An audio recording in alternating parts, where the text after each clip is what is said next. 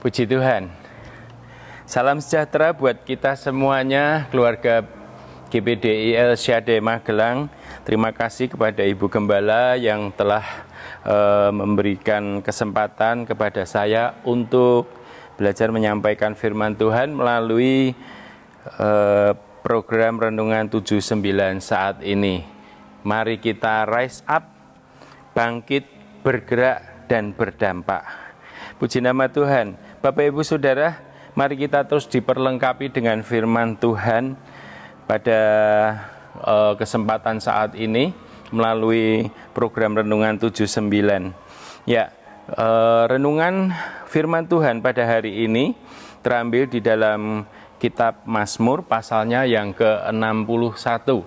Mazmur pasal yang ke-61. Mari kita akan baca Mazmur pasal yang ke-61 ini. Doa untuk raja, untuk pemimpin biduan dengan permainan kecapi dari Daud.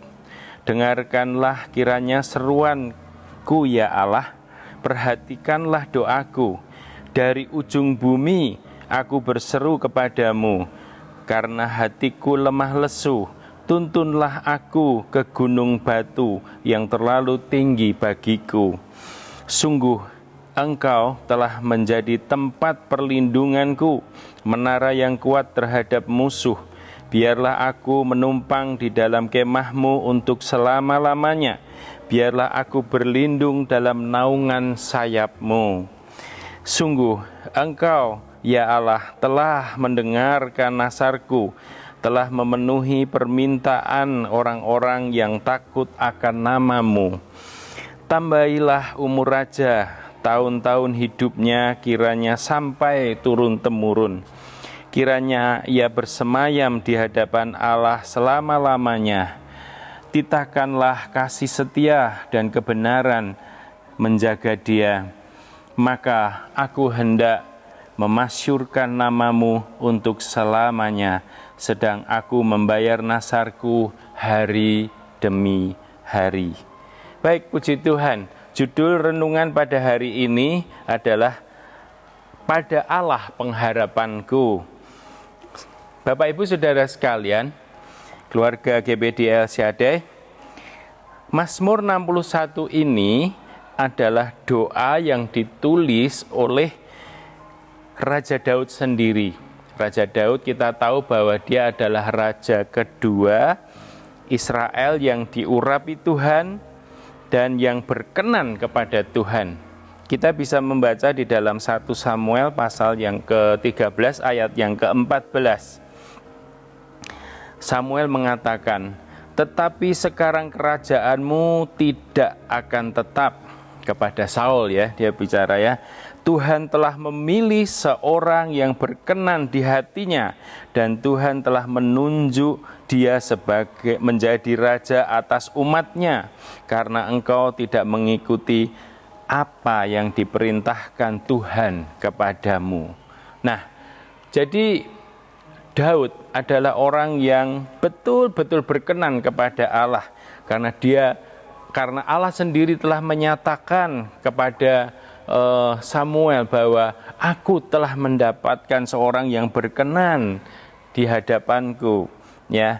Nah, doa yang ditulis oleh Raja Daud ini menunjukkan bahwa hanya kepada Tuhan sajalah Daud dengan segenap hati berdoa dan berseru kepada Tuhan di tengah keadaan yang sulit. Kita bisa lihat, kita perhatikan di dalam ayatnya yang kedua dan yang ketiga. Kalau kita lihat di dalam Mazmur pasal yang ke-61 ayat yang kedua dan ketiga ini mengatakan, "Dengarkanlah kiranya seruanku ya Allah, perhatikanlah doaku. Dari ujung bumi aku berseru kepadamu, karena hatiku lemah lesu. Tuntunlah aku ke gunung batu yang terlalu tinggi bagiku."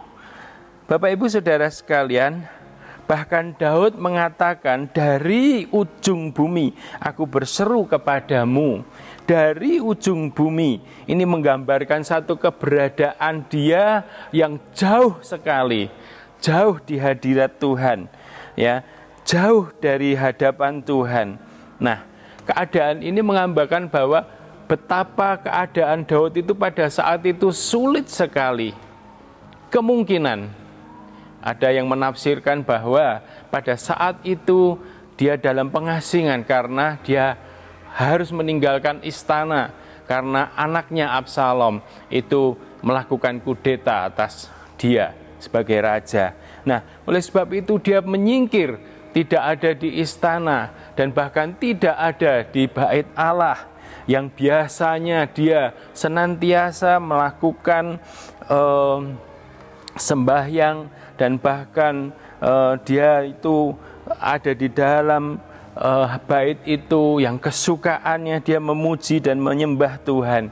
Namun karena keadaannya yang sulit, dia menggambarkan ada di ujung bumi. Betapa kita seringkali mengalami hal yang sama seperti apa yang dirasakan oleh Daud. Kadang-kadang kehidupan kita pun juga ada di ujung bumi, artinya jauh dari hadirat Tuhan, jauh daripada apa yang sedang ada di dalam keadaan yang sesungguhnya. Ya, mungkin kita jauh karena keadaan-keadaan yang menghimpit kita, sehingga kita merasa jauh. Tuhan terasa jauh dari hidup kita. Dan terkadang orang-orang yang ada di sekeliling kita pun juga kita rasakan meskipun dekat, tetapi rasanya kita itu jauh dengan mereka. Nah, Bapak Ibu Saudara sekalian, gambaran ini menggambarkan bahwa begitu sulitnya keadaan Daud saat itu. Ya, nah, dia jauh dari istana tempat tinggalnya dan dia jauh dari bait Allah, di mana dia kesukaannya memuji Tuhan di dalam bait Allah, sehingga dia rasakan jauh, bahkan di ujung bumi. Nah, dalam keadaannya yang sangat lemah ini, dia mengatakan bahwa karena hatiku lemah lesu, tuntunlah aku. Ini permohonan yang seruan daripada doa Daud ini yang ditujukan kepada Allah. Ya, tuntunlah aku ke gunung batu yang tinggi. Siapa gunung batu kita? Kalau kita membaca dalam Perjanjian Baru, Tuhan Yesuslah yang menjadi gunung batu kita. Yesus adalah gunung batu kita yang teguh. Nah, pelajaran apa yang kita dapatkan dari pernyataan Daud di dalam doanya ketika dia menghadapi keadaan yang sulit ini? Yang pertama, kita akan melihat bahwasanya mari seperti halnya Daud melakukan ini, yaitu tetap berdoa. Ya, tetaplah berdoa. Ya, di dalam 1 Tesalonika 5 ayat yang ke-17 mengatakan bahwa tetaplah berdoa. Satu ayat yang pendek, tetapi ini penekanannya sangat penting sekali. Seperti halnya Daud, ketika dia menghadapi masalah, dia tetap berdoa. Dia memohon. Di ayat kedua mengatakan, dengarkanlah kiranya seruanku ya Allah. Ya, perhatikanlah doaku. Nah, hal yang semacam begini nih, yang sering kali kita juga harus lakukan. Kita tetap berdoa dalam keadaan situasi yang sangat sulit, ya. Puji nama Tuhan. Bapak Ibu Saudara yang terkasih, hal ini kita dapat lakukan atau kita aplikasikan dalam kehidupan sehari-hari kita sebagai orang yang percaya. Mari kita tetap berdoa seperti halnya Daud. Meskipun keadaan kita sulit, meskipun hari-hari ini kita mungkin diperhadapkan kepada masalah-masalah yang belum terselesaikan, tetapi mari kita akan tetap terus berdoa seperti halnya Daud dan berseru-seru kepada Tuhan seperti yang Daud lakukan. Nah, pentingnya berdoa dengan sepenuh hati, ya, pentingnya kita itu berdoa dengan segenap hati. Ini merupakan suatu gambaran kita itu betul-betul mengharapkan bahwa Tuhan itu adalah sebagai sumber pertolongan kita. Ya, Daud mengungkapkan segala isi hatinya kepada Tuhan. Hal ini mengingatkan kepada kita pentingnya kita itu berbicara kepada Tuhan tentang apa yang sedang kita alami. Dan menariknya, Tuhan pasti mendengarkan setiap seruan doa kita. Hal yang kedua, kita bisa pelajari apa yang sedang dihadapi oleh Daud. Daud tetap percaya kepada Tuhan. Markus pasal yang kelima ayat 36 mengatakan, jangan takut, percaya saja katanya. Ya, marilah kita percaya kepada Tuhan bahwasanya Dia sanggup menolong kita. Mari kita perhatikan kata telah, ya, yang terdapat di dalam Mazmur 61 ayatnya yang keempat. Saya akan bacakan, sungguh Engkau telah menjadi tempat perlindunganku. Bapak Ibu Saudara, kalau kita melihat kata ini, telah, berarti Daud itu telah berulang kali bahkan, ya, menikmati atau dia mengalami dengan Tuhan. Kapan terjadinya? Saat dia sebelum menjadi sebagai raja, ya, dia pada saat menggembalakan ternak-ternaknya, banyak hal-hal yang terjadi dalam hidupnya. Namun Tuhan selalu menolong dia. Namun Tuhan selalu memberikan kemenangan pada saat dia menghadapi peperangan. Tuhan memberikan kemenangan kepada Daud pada saat dia melawan Goliat.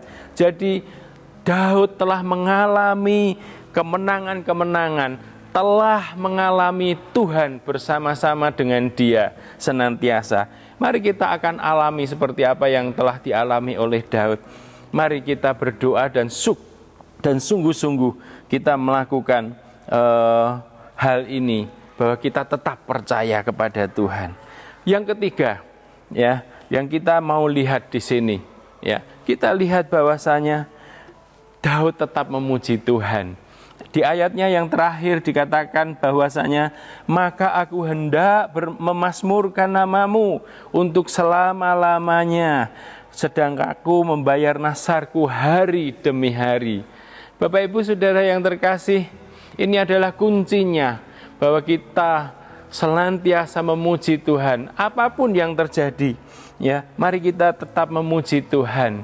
Bersukacitalah senantiasa, kata firman Tuhan. Dalam segala perkara kita tetap bersukacita, karena Tuhanlah yang menjadi pengharapan kita. Tuhanlah yang menjadi sumber pertolongan kita. Mari Bapak Ibu, kita bisa melakukannya ini dengan 3 hal yang seperti Daud katakan, seperti Daud alami. Ya, kita harus tetap berdoa, ya, kita tetap percaya, dan jangan lupa kita selalu memuji Tuhan. Puji nama Tuhan. Bapak Ibu Saudara yang terkasih, ya, terima kasih Bapak Ibu sudah mengikuti Renungan 79. Kiranya dapat menjadi berkat bagi kita semuanya.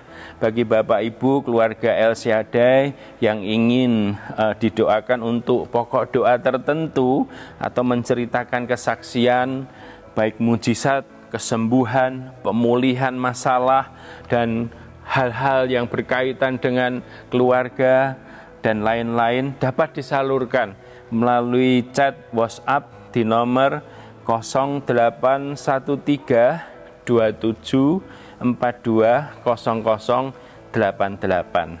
Mari kita berdoa bersama-sama.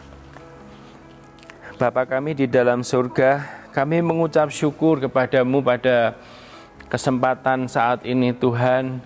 Engkau sudah memberkati kami dengan firman-Mu Tuhan. Engkau mengajarkan kepada kami ketika kami mendengar firman-Mu untuk kami tetap terus berdoa, dan kami tetap percaya sebab Engkaulah gunung batu keselamatan kami. Pertolongan kami hanya ada kepadamu Tuhan. Dan Tuhan, Engkau mengajarkan kami untuk kami tetap bersukacita senantiasa dalam segala perkara. Terima kasih Tuhan, ajari kami untuk senantiasa lebih sungguh-sungguh lagi mengiring Engkau, untuk kami dapat melakukan hal-hal yang baik dalam firman-Mu Tuhan, melakukan segala sesuatu sesuai dengan seturut kehendak-Mu. Terima kasih Tuhan, kami mengucap syukur.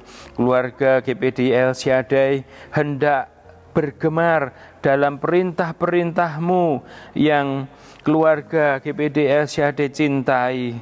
Mari Bapak Ibu keluarga GPD El Shaddai Magelang, naikkan tangan kepada perintah-perintah-Mu yang Bapak Ibu cintai, dan keluarga GPDI El Shaddai hendaklah merenungkan ketetapan-ketetapan-Mu. Bapa, terima kasih Engkau sudah memberkati kami pada saat ini. Di dalam nama Tuhan Yesus Kristus kami sudah berdoa dan mengucap syukur. Haleluya. Amin.